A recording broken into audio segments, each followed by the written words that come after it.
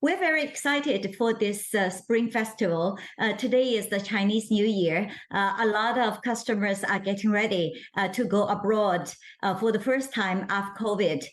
So we're expecting a very strong rebound for the Spring Festival this year. And how does that compare to the pre-pandemic trends? Like, just give us a little bit of an idea of the context. We look at both the search volume, which is a strong indication of the customer's demands, and we also look at the supply side. So on the buyer side, the consumer's confidence is already very high. The search volume far exceeded 2019 level pre-pandemic.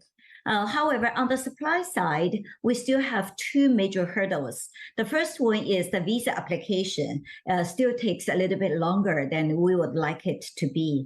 The second one is the flight capacity. As of the end of last year, the flight capacity recovered to about 50%.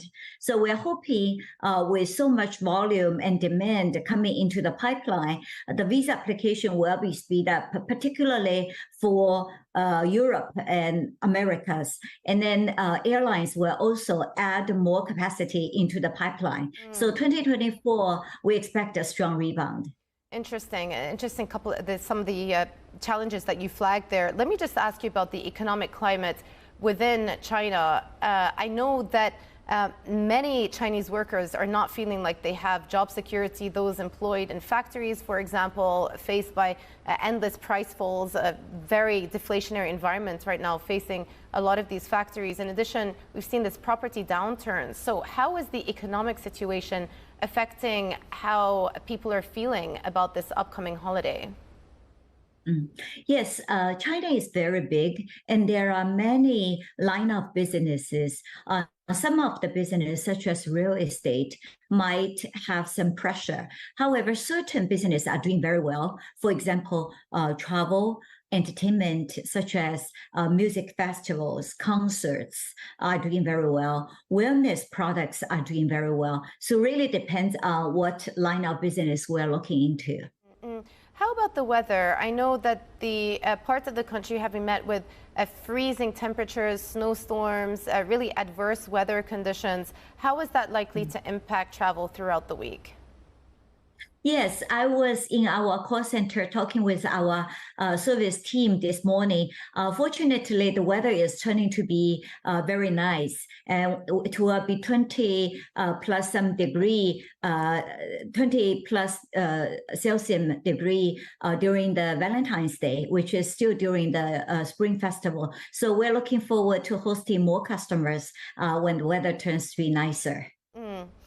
And just in terms of, where we started out, in terms of the destinations, where are the destinations that Chinese travelers are going to? Earlier on, I was speaking to a colleague of mine about earnings, and we were talking about the luxury sector in Europe and how many of these companies have actually been impacted by much fewer Chinese tourists coming into Europe. So I do wonder what visibility you have on how these destinations are going to evolve over the coming years. Yes, European supplies are really lying to see more Chinese tourism because Chinese tourists spend a lot of money when they're traveling. I was talking with the Dubai airport. On average, Chinese consumers spend double money as the average travelers in the Dubai airport, and so is in France, Italy, etc. So we're very eager to bring customers from China to the rest of the world.